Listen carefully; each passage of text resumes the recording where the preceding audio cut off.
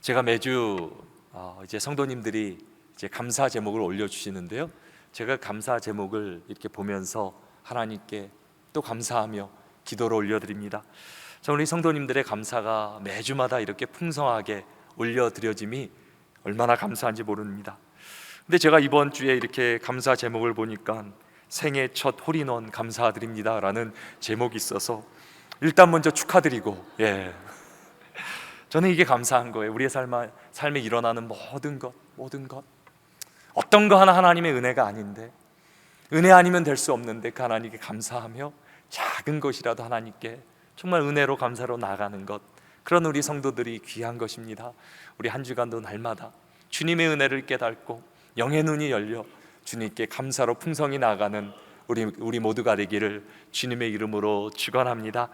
우리는 사도행전을 통해 교회는 무엇인가, 우리가 함께 주님이 기뻐하시는 교회, 주님이 꿈꾸시는 교회를 우리도 소망하며 말씀의 은혜를 나누고 있습니다. 지난주 살펴본 사도행전의 첫 번째 이야기는 증인이었습니다. 예수님은 제자들을 부르시며 또 증인을 삼으십니다. 그래서 교회는 예수님을 만난 증인들의 공동체입니다. 예수님은 제자들을 세상의 고아처럼 두지 않으시겠다 약속하시며, 오직 성령이 너에게 임하시면 너희가 권능을 받고 땅끝까지 내 증인이 될 것이라 말씀하십니다. 그리고 예수님은 성령님을 통해 우리와 영원토록 함께 하실 거라 말씀하시며 다시 오실 것이라 또 제자들에게 약속하십니다.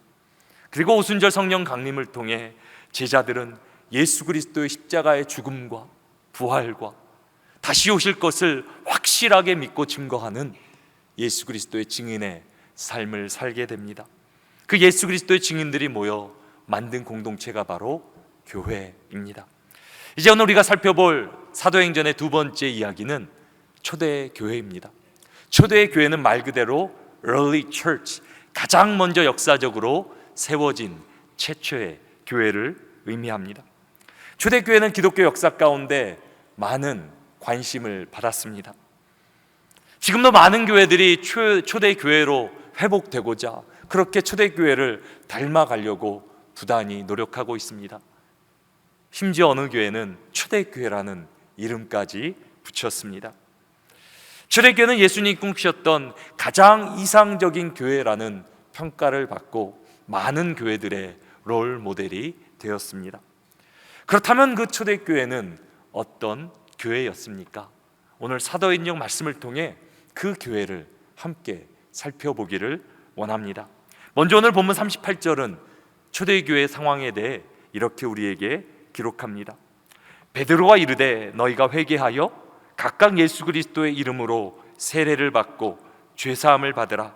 그리하면 성령의 선물을 받으리니. 오순절 성령 강림으로 충만해진 제자들은 예수 그리스도를 증거하는 증인의 삶을 살아갑니다. 그리고 특별히 오늘 본문은 베드로, 성령 충만한 베드로가 예수 그리스도를 증거하는 모습을 담고 있습니다. 예수 그리스도를 믿고 회개함으로 죄사함을 받아 성령의 선물을 받으라 라고 그렇게 담대하게 베드로는 선포합니다. 베드로가 예수 그리스도를 담대하게 증거하자 놀라운 역사가 일어나게 됩니다. 그날의 역사를 본문 41절은 이렇게 기록합니다. 그 말을 우리 같이 한번 읽어보십니다. 그 말을 받은 사람들은 세례를 받음에 이날의 신도의 수가 3,000이나 더하더라. 오순절날 베드로 성령 충만한 그 설교 말씀을 듣고 주께로 돌아온 숫자가, 세례를 받은 숫자가 무려 3,000이나 되었다라고 사도행전은 우리에게 기록합니다. 놀라운 부흥의 역사가 일어난 것입니다. 이 놀라운 부흥을 통해 초대교회는 탄생하게 됩니다. 초대교회는 부흥을 통해 세워진 부흥의 교회입니다. 이것이 오늘 우리가 기억해야 될 오늘 말씀의 키포인트가 됩니다. 우리 같이 한번 읽어보십니다. 초대교회는 부흥 공동체입니다. 사랑하는 성도 여러분, 베드로가 힘있게 말씀을 증거했지만 그 부흥의 배후에는 누가 계십니까? 이 부흥의 주역은 누구이십니까? 성령님이십니다. 성령님은 베드로를 통해 역사하십니다. 베드로가 말씀을 선포하지만 그 말씀을 성령 하나님께서는 각 사람의 심령 가운데 새겨 주심으로 하나님께서 약속하신 새 언약의 역사로 행하십니다.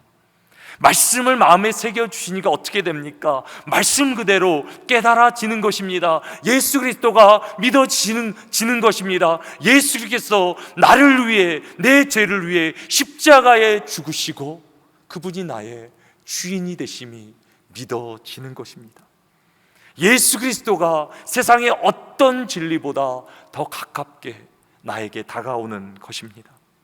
사랑하는 성도 여러분, 오순절에 역사하신 성령 하나님께서는 지금도 우리 가운데 함께 하시며 역사하시는 줄 믿습니다. 우리가 그저 말씀을 듣는 것이 아니라 그 듣는 말씀 가운데 성령님께서 그 말씀을 우리 심령 가운데 새겨 주심으로 말씀을 깨닫고 주님을 더 알아가는, 믿어가는 우리 모두가 되기를 주님의 이름으로 축원합니다. 세상은 점점 악해진다 그럽니다. 교회도 힘들고 안 된다, 부흥의 시절은 끝났다라고 사람들은 말합니다. 우리 신앙의 선배들도 더 이상 교회가 힘들다, 목회가 어려워진다라고 안타까워하십니다. 맞습니다. 세상은 점점 더 악해질 거고 힘들어질 것입니다. 하지만 성도 여러분, 초대교회 가운데 오늘 우리에게 사도행전이 증거하고 있는 성령 하나님은 지금도 이 시대 가운데 우리 가운데 동일하게 역사하고 계시는 줄 믿습니다. 저는 하나님 말씀을 읽을 때마다, 묵상할 때마다 이 말씀이 믿어지는 걸 어떻게 합니까? 사도행전 가운데 역사하신 그 성령님께서 지금도 역사하신다는 그 진리가 확신으로 깨달아지는 게 지는데 어떻게 합니까? 우리 역사 가운데 우리가 힘들지 않았던 시절이 언제 있었습니까? 우리 민족의 가장 어둡고 힘들고 침울한 그때 성령 하나님은 가장 놀랍게 부흥으로 우리 민족 가운데 인도하지 않으셨습니까? 우리 인생의 가장 절박하고 힘든 인생의 광야 가운데서도 주님은 가장 놀라운 은혜로 우리와 함께 하시며 여기까지 인도하지 않으셨습니까? 그 하나님이 달라지셨습니까? 그 하나님의 말씀이 바뀌었습니까? 사도행전에도 역사하신 그 하나님은 지금도 동일하시고 살아 역사하시며 우리와 함께 하시며 우리를 인도하여 주시는 줄로 믿습니다. 그리고 성령님이 역사하시면 지금도 기적은 일어나고 부흥은 일어나게 될 줄로 믿습니다. 문제는 시대가 아닙니다. 상황이 아닙니다. 문제는 우리의 믿음입니다. 주님은 이 시대의 교회를 향해 안타깝게 이렇게 말씀하십니다. 인자가 올 때에 믿음을 보겠느냐? 인자가 올 때에 믿음을 보겠느냐?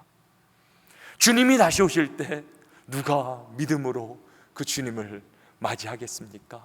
제가 소망하기는 우리 충영 성교회 성도님들이 우리의 삶을 믿음으로 올려드려 주님이 오실 때 주님을 기쁨으로 맞이하며 이 땅에서도 주님이 허락하시는 모든 말씀의 성취, 부흥을 누리게 되기를 주님의 이름으로 축원합니다. 초대교회는 부흥 공동체입니다. 그리고 성령님은 지금도 우리 교회 가운데 놀랍게 역사하십니다. 이제 우리는 본문 말씀을 통해 초대교회 가운데 정말 역사하셨던 그 초대교회를 이루는 중요한 핵심되는 세 가지를 우리가 함께 살펴보기를 원합니다. 초대교회의 첫 번째 핵심은 오늘 본문 42절에서 우리가 찾아볼 수 있습니다. 본문 42절입니다. 그들이 사도의 가르침을 받아 서로 교제하고 떡을 떼며 오로지 기도하기를 힘쓰니라. 여기서 사도의 가르침을 받는 것은 말씀을 말합니다. 지금 우리도 예배 가운데 이 말씀을 받고 있습니다. 서로 교제한다는 것은 코이노니아, 예수 그리스도 안에서 누릴 수 있는 깊은 성도의 교제를 의미합니다. 그리고 떡을 뗀다는 것은 주님의 살과 피를 대하는 성찬을 말합니다.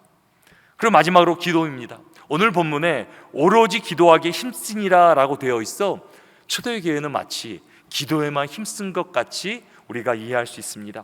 하지만 헬라어 원어에는 말씀 교제, 성찬, 기도에 대한 구분이 없습니다. 초대교회는 이 네 가지 가운데 동일하게 정말 전심으로 나아가게 되었습니다. 말씀, 교제, 성찬, 기도, 이것을 한 가지로 함축하면 무엇이 됩니까? 월십, 예배가 됩니다. 그래서 초대교회는 예배 공동체입니다. 이것이 초대교회의 중요한 핵심 첫 번째입니다. 우리 같이 한번 첫 번째 포인트 같이 한번 읽어보십니다. 초대교회는 예배 공동체입니다. 초대교회의 부흥은 예배의 부흥입니다. 초대교회 성도들은 예배를 인생의 가장 큰 가치로 여겼습니다. 날마다 마음을 같이하여 성전에 모여 예배로 모였고, 또 작은 단위로 흩어져 집에 모여 예배를 드렸습니다. 우리로 말하면 이렇게 주일날 만나 대배로 모이는 것이고, 또 흩어져 구역 예배로 우리가 예배로 모이는 것과 똑같습니다. 제가 충현선교회를 위해 기도하는 많은 기도 제목들이 있습니다. 그 중에 기도 1순위가 무엇인지 아십니까? 저는 우리 충현선교교회가 다른 것 좀 부족해도 정말 예배의 부흥, 예배의 부흥, 하나님의 임재와 영광이 가득한 예배가 되기를 저는 매일 간절히 기도합니다. 그래서 우리가 2023년 교회 표어를 이렇게 짓지 않았습니까? 예배를 회복하라. 저를 한번 따라해 주시기 바랍니다. 예배를 회복하라. 예배를 회복하라. 예배를 회복하면 인생이 회복되어집니다. 제 기도는 이것입니다. 하나님 우리 예배 가운데 성령으로 충만하게 하시며 하나님의 영광의 임재를 부어주셔서 우리 예배 가운데 오시는 우리 성도들 한 사람도 빠짐없이 예수 그리스도를 만나고 그분으로 충만해지고 그분을 찬양하고 예배하는 예배의 부흥이 일어나게 하여 주시옵소서. 예배가 살아야 인생이 살아나고 예배가 부흥되어야 삶의 부흥이 일어나기 때문입니다. 그리고 더 나아가 우리 구역 예배 가운데 놀라운 성령의 기름 부으심과 부흥이 있게 해달라고 저는 기도합니다. 어제 구역 사역자들과 뜨겁게 성령님의 은혜를 구하며 인도하심을 구하며 기도하는 시간을 가졌습니다. 너무 좋았습니다. 뜨겁게 기도하는 가운데 하나님께서 하반기 우리 구역 사역을 활짝 열어주실 것을 확신합니다. 그리고 저는 구역 예배 가운데 놀라운 역사들이 일어날 것을 기대합니다. 우리가 함께 모여 초대교회와 같이 기도하며 사랑하며 섬기는 가운데 정말 우리가 사도행전에 말하고 있는 기적 공동체를 이루게 될 줄로 믿습니다. 특별히 우리 구역 사역자분들이 이제 열심히 뛰기로 헌신하며 기도로 시작하였는데요, 여러분들이 도와주셔야 됩니다. 막 모이자 그러는데 맨날 바쁘고 힘들다 그러면 뭐 힘이 나겠습니까? 교회가 말세의 조짐이 무엇입니까? 모이기를 피하는 것이라. 모든 사람이 편한 것을 원하고 모이지 않기를 원하지만 교회는 무엇입니까? 모이는 곳입니다. 모이기 힘쓰는 곳입니다. 그래서 우리 구역장님이 모이자 그러면 같이 모이고 그 가운데 말씀 그대로 기도하며 나아가는 가운데 하나님께서 역사하실 거예요. 세상이 알지 못하는 놀라운 능력으로, 임재로, 기적으로 우리 구역 가운데 역사하실 거예요. 저는 여러분들이 하반기 가운데 정말 그 구역 예배를 통해, 모임을 통해 정말 놀라운 하나님의 은혜를 경험하게 되기를 주님의 이름으로 축원합니다. 우리가 다른 거 조금 못해도 부족해도 하나님을 사랑하고 예배하는 일에 우리의 생명을 걸고 최선을 다했으면 좋겠습니다. 왜? 예배가 바로 우리의 삶의 목적이기 때문입니다. 그래서 이사야 43장 21절은 이렇게 우리에게 전합니다. 같이 한번 읽어보십니다. 이 백성은 내가 나를 위하여 지었나니 나를 찬송하게 하려 함이니라. 이 백성은 내가 나를 위하여 지었나니 나를 찬송하게 하려 함이라. 하나님이 우리를 지으신 목적을 분명하게 성령은 말해줍니다. 우리가 미국에 정착하게 된 여러 가지 이유들이 있을 것입니다. 하지만 우리의 삶의 목적은 그저 아메리칸 드림이 아닙니다. 무엇을 먹고 마시고 입을까 염려하며 생존을 위해 사는 것이 우리 삶의 목적이 아닙니다. 하나님 우리를 하나님의 영광스러운 그분의 형상으로 지으시며 하나님의 영광을 위해 살기를 원하십니다. 우리는 생존이 아니라 하나님의 영광을 위해, 하나님 나라의 부흥을 위해 사는 존재임을 깨달으시 바랍니다. 그래서 하나님은 이스라엘을 부르실 때, 교회를 부르실 때 가장 먼저 예배 공동체로 부르십니다. 사랑하는 성도 여러분, 우리의 이민 생활이 만만치 않고 넉넉지 않은 것 우리가 잘 알고 있습니다. 그렇다고 우리의 힘으로도 감당할 수 있는 것이 아닙니다. 우리가 기억해야 되는 것이 무엇입니까? 하나님께서 오늘도 우리의 삶을 붙들고 계시고 다스려 주시고 하나님의 우리의 삶을, 인생을 붙잡고 계신다라는 사실입니다. 하나님이 역사하시면, 하나님이 기름 부어주시고 하늘문을 열어주시면 우리 인생에 묶였던 어떤 것이라도 풀어지고 길이 열리며 브레이크드루, 삶의 놀라운 역사가 일어나게 될 줄로 믿습니다. 그래서 우리가 우리의 삶의 모든 문제들을 내가 붙들고 살아가는 것이 아니라 하나님께 맡기며 그분을 의지하며 나아가는 것입니다. 그리고 그것이 예배입니다. 이 시간에 우리가 그 하나님을 온전히 의지하며 찬양했으면 좋겠는데요. 찬양하라 내 영혼아, 찬양하라 내 영혼아. 내 심령을 다해 내 인생을 담아 하나님을 찬양했으면 좋겠는데요. 이제 우리 두 손 들고 하나님께 전심으로 함께 나아갔으면 좋겠습니다. 찬양하라 내 영혼아, 찬양하라 내 영혼아, 찬양하라 내 영혼아. 내 속에 있는 것들아 다 찬양하라.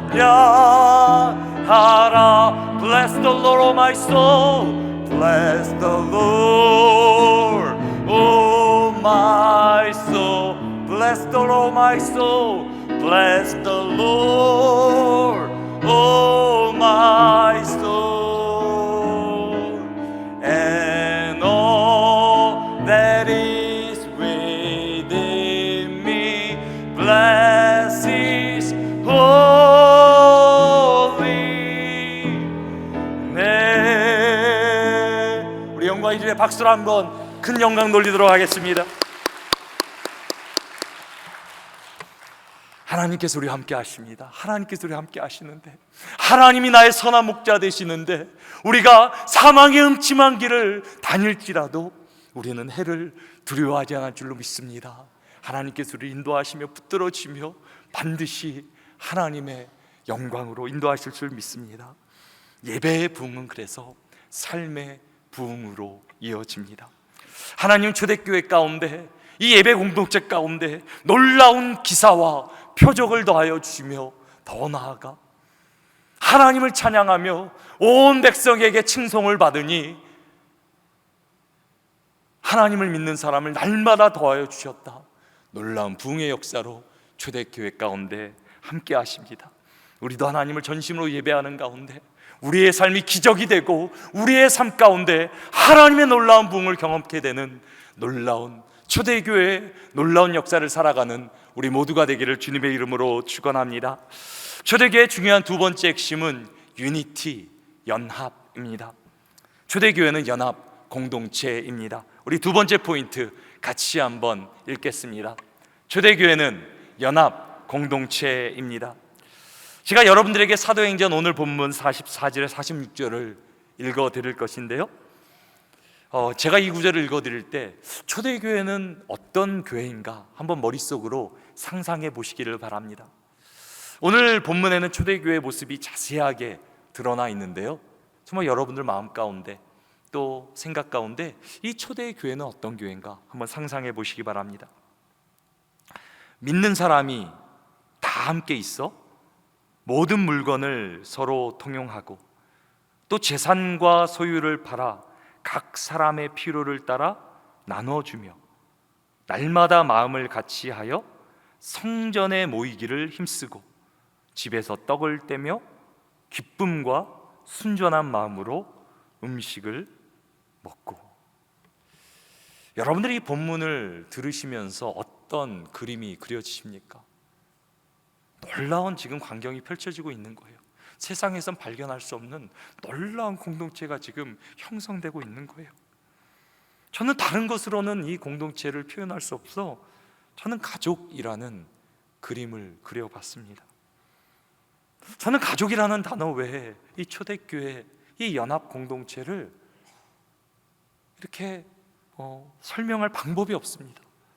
다 함께 있고 자신의 것을 서로 통용하며 자신들의 소유를 나눠주고 마음을 같이 하고 모이기를 힘쓰고 함께 떡을 떼어 먹고 마시는 완전한 연합을 이룬 공동체. 이런 공동체가 어떻게 이 땅에 존재할 수 있을까? 저는 이 본문을 읽으면서 제 마음 가운데 어떻게 이런 공동체가 이 땅에 존재했을까? 지금 초대교회 성도들의 숫자가 얼마나 됩니까? 처음에 120명 문도들이 기도하면 성령을 받았고 3,000명이 그날 당일에 들어온 거예요. 어떻게 3,000명에 넘는 숫자가 가족 같은 하나됨, 연합을 누릴 수 있습니까? 오늘 본문의 내용을 이해하는 것은 어렵지 않아요. 그냥 센텐스 몇 개, 그냥 한 문단 정도 돼요. 근데 만약에 이 말씀이 지금 이 시대 가운데 우리 교회에게 주시는 말씀이라면 이 말씀이 결국 쉽지 않은 말씀이 되는 거예요. 저는 이 부분을 계속 묵상하면서 계속 씨름했어요. 제 씨름했던 이유가 무엇인가? 오늘 이 본문의 말씀이 그저 초대교회 그때 당시에만 일어난 특수한 일인가? 아니면 이 정도까지는 아니었는데 기록하다가 조금 더 과장되게 포장되게 표현을 한 것인가?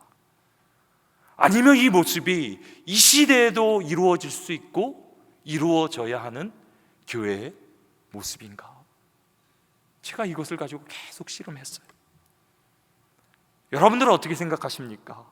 오늘 본문에 나오는 초대교회의 모습, 이 모습이 그 당시 처음 그 초대교회 그때만 이루어질 수 있던 그런 국한된 특별한 상황이라고 생각하십니까? 아니면 실제 일어난 것보다 조금 과장되고 포장된 그런 표현이라고 생각하십니까? 아니면 오늘 본문 말씀이 지금 이 시대의 교회가 반드시 살아가야 되고 살아내야 될 말씀이라고 생각하십니까? 제가 계속 묵상하다가 기도하다가 내린 결론은 이거예요. 오늘 우리에게 주신 사도행전 말씀은 2000년 전뿐만이 아니라 지금도 우리 가운데 말씀하시는 살아계신 하나님의 말씀이며 지금도 교회가 살아야 되고 살아내야 된다라는 살아있는 그 하나님의 말씀임을 저는 깨닫게 됩니다. 그것이 저의 결론이에요. 이것은 2000년 전에 초대교회에만 국한된 것이 아니라 지금 우리에게 주시는 하나님의 말씀입니다. 그리고 제가 그렇게 생각하다 보니까요, 제가 말씀이 기대가 되는 거예요. 소망이 일어나는 거예요. 하나님이 주셨다면, 말씀하셨다면 우리도 이루어낼 수 있겠구나. 제가 이 말씀을 묵상하면서 우리 충현선교교회를 생각했어요. 우리 교회가 이렇게 된다면 얼마나 좋을까? 하나님이 얼마나 기뻐하시며 세상이 얼마나 칭찬하며 우리가 이 땅에 하나님의 영광으로 나아갈 수 있을까? 처음에는 너무 힘들게 느껴졌던 이 말씀이 저의 기대와 소망이 되었습니다. 한번 상상해 보시기 바랍니다. 우리 충현선교교회가 오늘 본문처럼 그렇게 살아낼 수 있다면 얼마나 좋겠습니까? 얼마나 황홀하겠습니까? 저는 우리 충현선교회 성도들과 한번 이런 교회, 이런 초대교회 같은 교회를 주님이 기뻐하시면, 주님이 은혜 주시면 한번 이루어 보고 싶은 거예요. 경험하고 싶은 거예요. 정말 말씀 그대로 살아내고 살아보고 싶은 거예요. 우리가 초대교회 같은 교회가 된다면 얼마나 좋겠습니까? 하나님을 뜨겁게 사랑하고 예배하고 세상 사람들에게는 칭송을 받으며 주께서 구원받는 사람들을 날마다 더해 주시는 하나님 나라의 부흥이 일어나지 않겠습니까? 저는 우리 교회가 그런 교회가 되기를 소망합니다. 우리 충현선교회가 지금도 사도행전을 살아가며 사도행전이 2000년 전에 마친 것이 아니라 지금도 그 역사를 써내려가며 오늘도 하나님의 부흥을 증거하는 우리 충현선교회가 되기를 주님의 이름으로 축원합니다. 그렇다면 우리는 어떻게 이런 교회가 될 수 있습니까? 그렇다면 초대교회의 비결은 도대체 무엇입니까? 제가 말씀을 묵상하는 가운데 그 비결을 생각해 봤어요. 초대교회의 비결은 바로 first love, 처음 사랑입니다. 초대교회는 첫사랑 공동체입니다. 이것이 초대교회의 가장 중요한 세 번째 우리가 기억해야 되는 핵심입니다. 우리 같이 한번 세 번째 포인트 함께 읽어보겠습니다. 초대교회는 첫사랑 공동체입니다.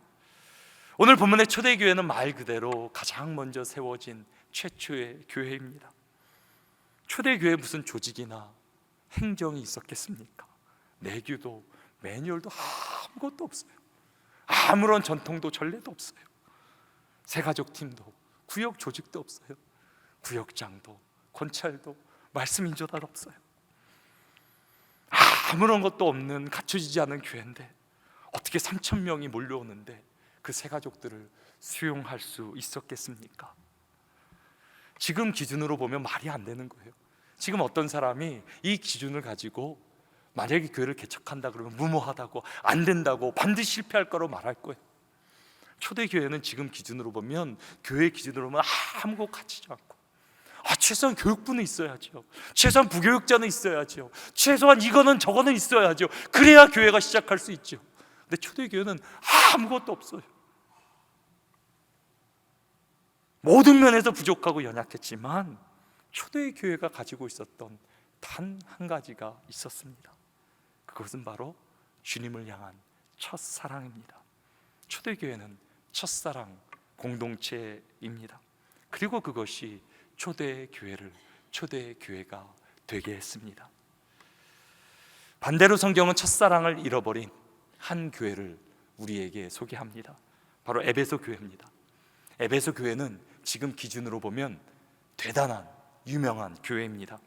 바울이 직접 개척하고 2년간 넘게 제자들을 말씀으로 양육한 정말 대단한 교회입니다. 그 지역에 놀라운 부흥을 일으키고 놀라운 성장을 기록한 교회입니다.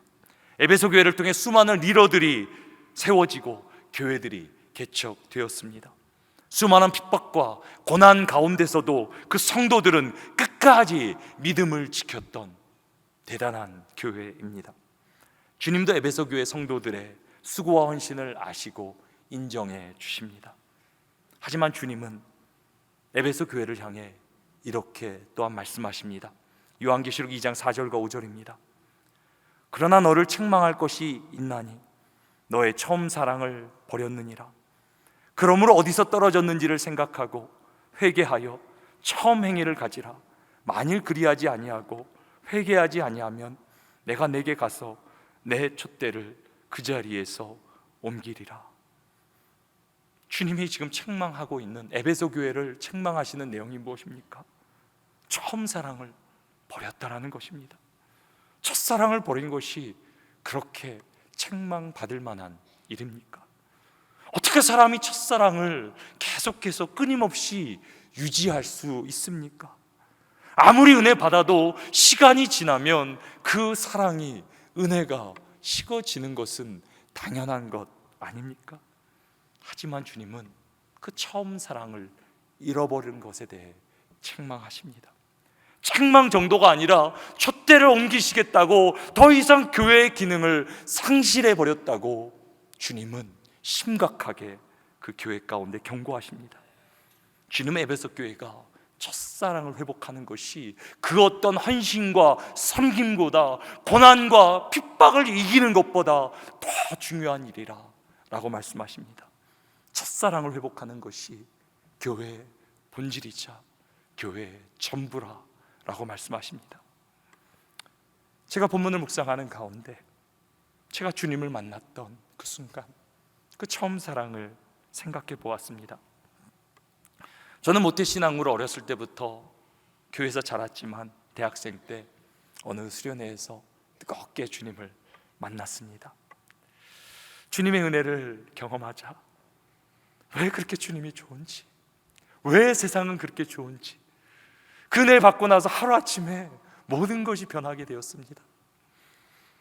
찬양을 부르는데 왜 그렇게 눈물은 나고, 왜 이렇게 하나님이 감사하고 그 은혜가 너무 좋은지, 매일매일 교회 가서 찬양하고 기도하고 말씀 보고, 심지어는 교회 쓰레기 줍는 것까지 너무 감사하고 어떻게든 교회를 위해, 주님을 위해 살겠네.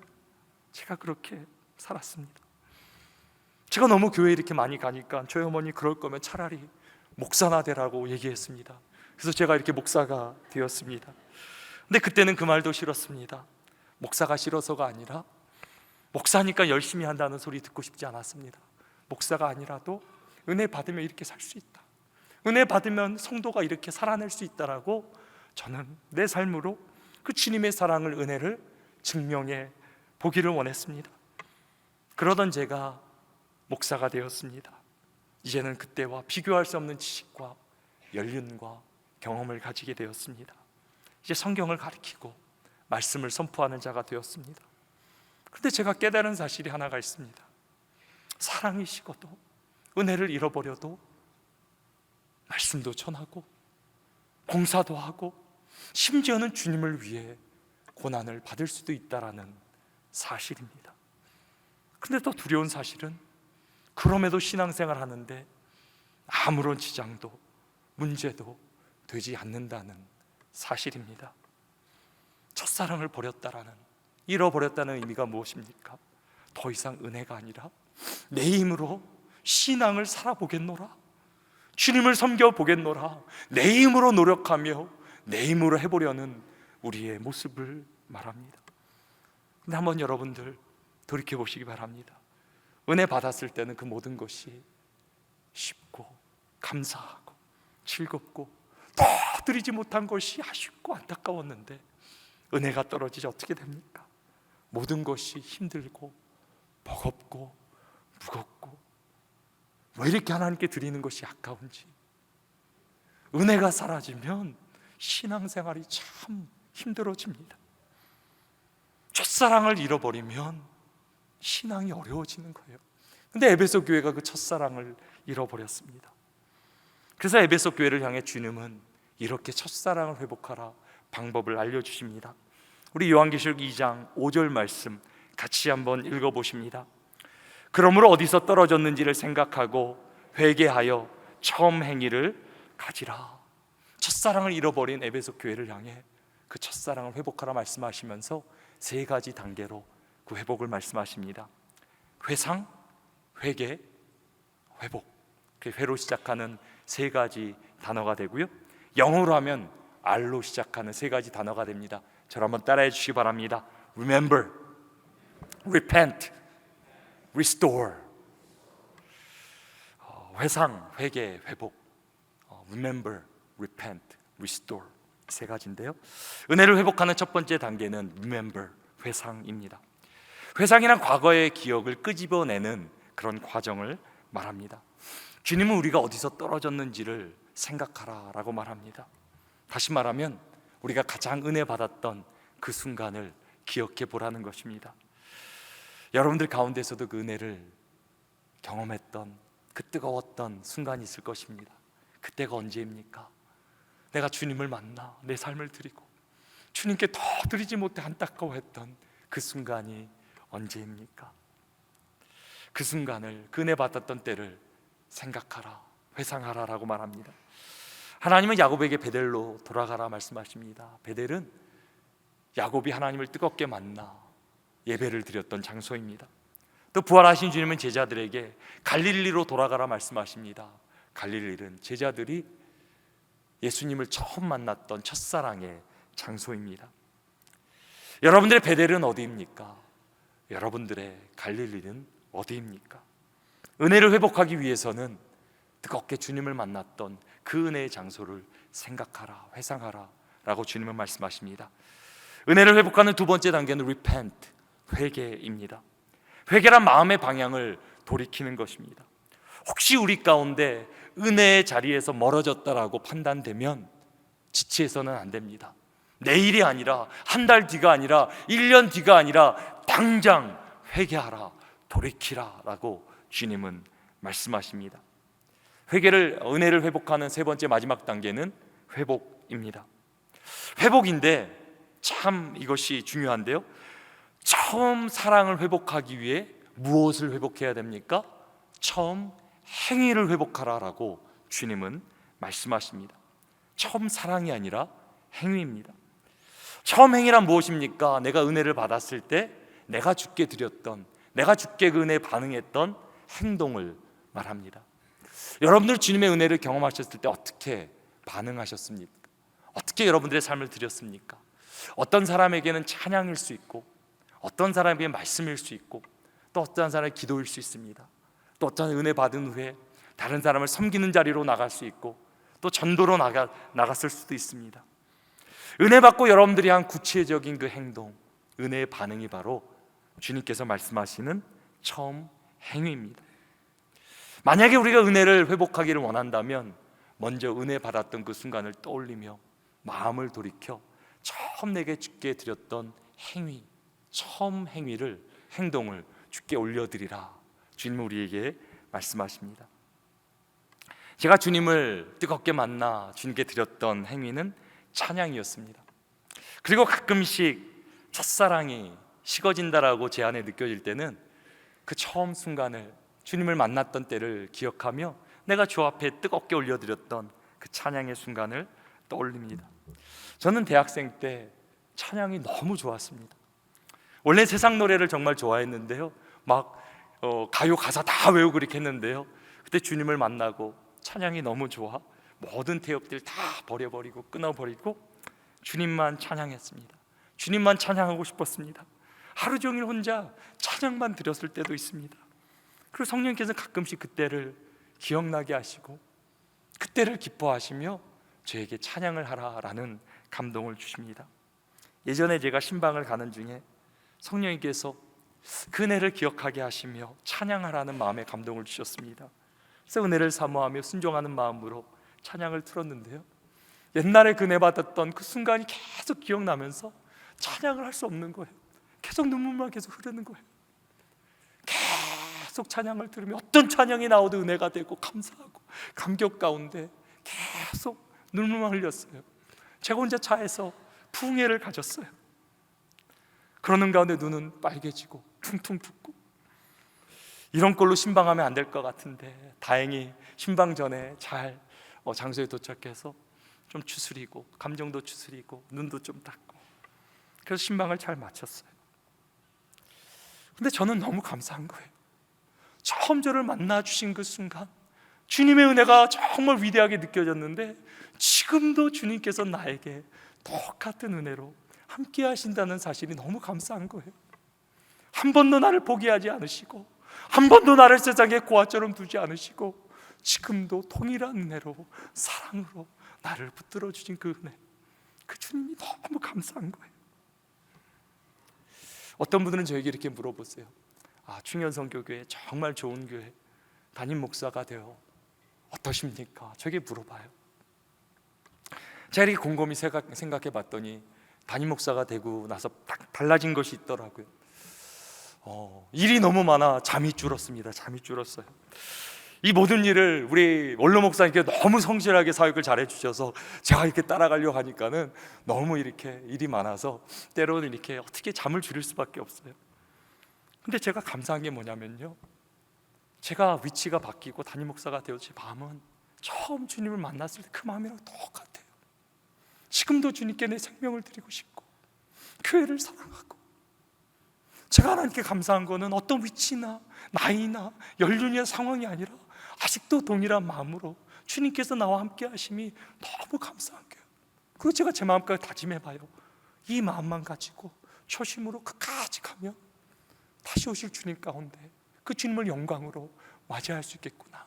그래서 제 기도 제목이, 주님, 제가 절대로 어떤 상황이나 환경이 올지라도, 제 위치가 달라질지라도 초심을 잃어버리지 않고 그 첫사랑으로 살게 하여 주시옵소서. 그게 저의 기도예요. 여러분들 저를 위해 기도해 주세요. 제가 어떤 상황이 와도 제 마음 흔들리지 않고 처음 주님을 만났던 순수하고 정말 주님께 드렸던 믿음과 헌신과 그 사랑으로 나아가게 해달라고 주님 저를, 성도님들 저를 위해 기도해 주시기를 부탁드립니다. 근데 에베소 교회 성도들은 그 사랑을 잃어버린 거예요. 근데 은혜 없이 선신한다는 것이 얼마나 힘든 일입니까? 은혜 없이 고단을 견디고 그 고통, 핍박을 이긴다는 것이 얼마나 고통스러운 일입니까? 그런 에베소 교회 성도들을 바라보며 주님은 얼마나 안타까워하시겠습니까? 주님이 이렇게 말씀하시는 거예요. 너 은혜 없이는 안 돼. 고난도 핍박도 은혜 없이는 견딜 수 없어. 은혜 없으면 망해. 은혜 없으면 너 죽어. 그렇게 강력하게 첫사랑을 잃어버린 에베소 교회 성도들 향해 말씀하시는 거예요. 그 마음의 중심에 주님의 마음이 무엇입니까? 은혜를 다시 주신다는 거예요. 은혜가 풍성하지 주님은 지금도 주님께 돌아가면 그 은혜로 함께 하신다. 에베소 교회를 불러주시는 주님의 사랑의 마음임을 깨닫게 됩니다. 사랑하는 성도 여러분, 은혜가 풍성한 하나님은 지금도 우리가 은혜 가운데 나아가면 놀라운 풍성한 은혜로 우리와 함께 하실 줄 믿습니다. 그 하나님 우리는 정말 의지하며 하나님 은혜 주시면 어떤 사역도, 어떤 헌신도, 어떤 핍박도, 아니 내 생명까지도 기쁘게 주께 드리는 놀라운 우리의 신앙의 모습이 일어날 줄로 믿습니다. 우리 신도들의 마음이 무엇입니까? 나를 위해 전부를 주신 그 주님, 십자가에 나를 위해 물과 피를 쏟아진 주님께 어찌하면 내가 주께 더 드릴까? 어떻게 주님을 더 사랑할까? 이전보다 주님을 더 사랑합니다. 대속해 주신 주의 사랑을, 그 은혜를 더 깊이 알기를 원합니다. 그것이 우리의 소원 아니겠습니까? 그러기 위해서는 우리는 은혜로, 그 첫사랑으로 다시 돌아가야 됩니다. 우리가 어떻게 초대교회 같은 이런 모습을 재현할 수 있겠습니까? 우리의 섬김, 직분, 우리의 모양 다 내려놓고 우리는 주님을 만났던 첫사랑의 그 순간으로 돌아가야 됩니다. 그것이 초대교회로 이 땅을 살아갈 수 있는 비결입니다. 주님은 이 시간에도 우리 가운데 말씀하십니다. 네가 이 사람보다 나를 더 사랑하느냐? 네가 나를 사랑하느냐? 네가 나를 사랑하느냐? 이 주님의 질문에 베드로가 어떻게 대답합니까? 내가 주를 사랑하는 줄 주님이 아십니다.